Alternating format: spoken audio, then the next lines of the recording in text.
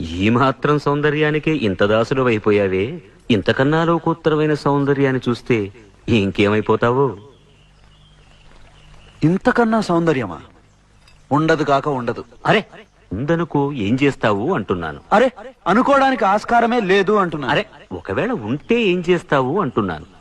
ఇంతకన్నా ఆనందప్రదమై, ఆద్యంత రహితమై, అనంతమై, నా హృదయమంతా నిండి నన్ను తనలో నింపుకునే సౌందర్యమై ఉంటే అరే ఉండదయ్యా స్వామి. అరే ఉంటే ఏం చేస్తావయ్యా?